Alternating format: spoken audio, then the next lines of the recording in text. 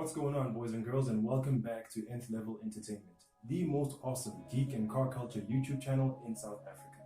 I am your host, Zweletu Mashlamu, and today we're reviewing Cobra Kai Season 3. Now, as most of you who've seen this show will know that Cobra Kai is a continuation of the Karate Kid franchise, or at least a continuation of the story itself. It basically centers around Johnny Lawrence, the villain of the first Karate Kid movie, the kid that Daniel LaRusso beat with a crane kick at the end of the movie in the All Valley Karate Tournament. So Cobra Kai basically follows the story of most of the characters that are from the original Karate Kid series, well into their adulthood. In Season 1, it was a bit of a reverse as to what the original story was, because Karate Kid was, at its core, the story was always about rising up over adversity. In this case, for Daniel LaRusso, being bullies who basically antagonized him in high school and terrorized him all the time, until he finally met Mr. Miyagi, who fought off the bullies and eventually taught him karate as a way for him to stand up for himself and defend himself. And he eventually entered the All Valley tournament and won it against Johnny Lawrence. So now in Cobra Kai, we basically follow Johnny Lawrence himself. He's kind of like the anti-hero of the story. He's a guy who's kind of down on his luck. He's still stuck in the 80s mentally, and his social skills haven't evolved much because, you know, he's still kind of like a man-child and all of that. So in Season 1, we followed the story of his redemption, of how he happened upon a kid who was being bullied, and then, you know, used his karate skills to actually defend him, although selfishly, because, you know, the bullies were fighting the kid next to his car and it was getting damaged. And that kid was very sort of like, you know, inspired by that. He pestered Johnny all the time to teach him karate until he eventually agreed, and he reopened the Cobra Kai dojo. And then eventually they went on to have their own All Valley High tournament at the end of the first season, in which I can't remember Season 1 very well, but I think Cobra Kai won that tournament, where Johnny Lawrence reconnected with his child who he abandoned, you know, because of his lifestyle and how he was down on himself in terms of his self-esteem. But he found a way to reconnect with him, only to lose him to Daniel LaRusso, who then opened a Miyagi-Do dojo as a way to sort of, you know, go against Johnny, because he believed that Cobra Kai stood for nothing but evil, and it promoted bullying because all of the students that came from Cobra Kai were bullies. And this was a result of John Kreese, who was the head of Cobra Kai back in the series, and he's the one who was Johnny Lawrence's sensei at the time. More on him later. So there's been 3 seasons, and Season 3 obviously is the latest one, and it follows how Johnny is now sort of trying to fix what he messed up, because at the end of Season 2, John Kreese ended up taking over Cobra Kai, and he kicked Johnny out, and now Johnny has now formed his own dojo, and there is now basically 3 dojos in the whole story that are kind of like vying for top spots. So in Cobra Kai Season 3 specifically, we pick up things from where Season 2 left off, because how Season 2 ended was that there was a big brawl at the All Valley High School that involved a lot of Miyagi-Do students and Cobra Kai students who actually ended up having a very big brawl in the school itself. The brawl started off because Tori, one of the Cobra Kai students, was dating Miguel, who ended up cheating on her with Samantha LaRusso, who is actually Daniel LaRusso's daughter. And that eventually ended up in Tori confronting Samantha LaRusso very publicly, and actually ended up fighting her as well in the school, which ended up evolving into an all-out street brawl. So now how that ended with Miguel being kicked over a railing and falling onto I think a staircase at the very bottom of the school floor and breaking his back because of it, and ended up being in a coma. So Johnny was spending most of Season 3 trying to atone for that mess, helping Miguel with his rehabilitation, and starting his own sort of like faction, which was made up of a sect of students from Cobra Kai, which is now being run by John Kreese, who believes that Johnny Lawrence's way is still the way to go, and he now started a dojo called Eagle Fang Karate. So Cobra Kai Season 3 was pretty cool. I did enjoy the first 2 seasons as well. I like the way in which they organically progressed the story from the Karate Kid franchise.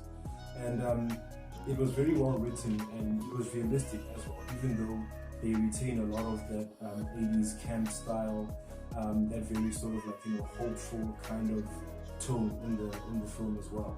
It's not gritty like things like, Daredevil or some of the series that you would watch today.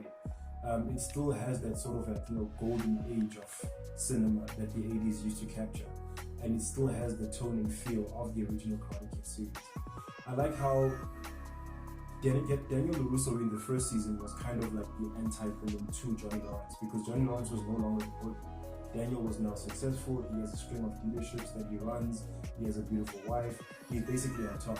And a lot of the times he used to treat Johnny with a lot of condescension, in a way being the bully himself to Johnny, and he kept on reminding him of how he lost to him in the All Valley tournament years ago.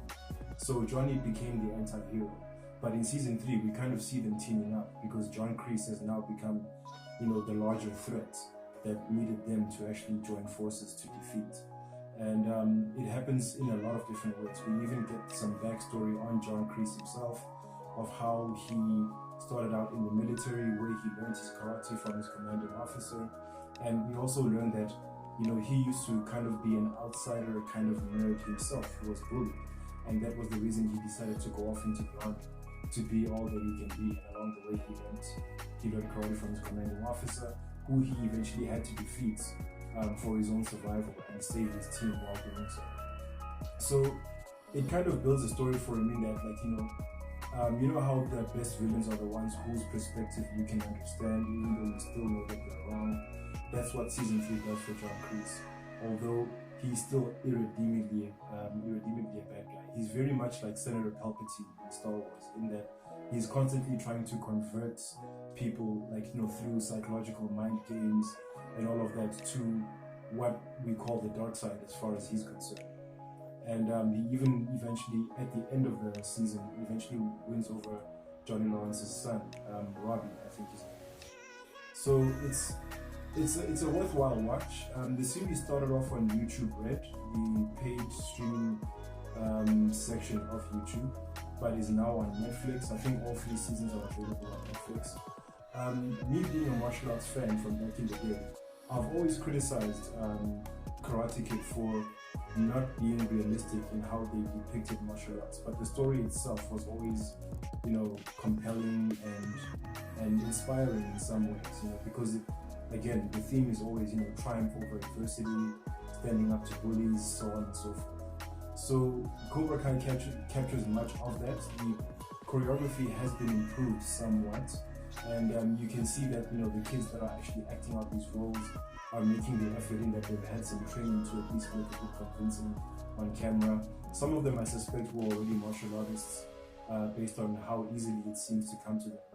But all in all, I wouldn't call it the pinnacle of martial arts entertainment, but they do a very good job in at least, making an effort to making it very dynamic and entertaining.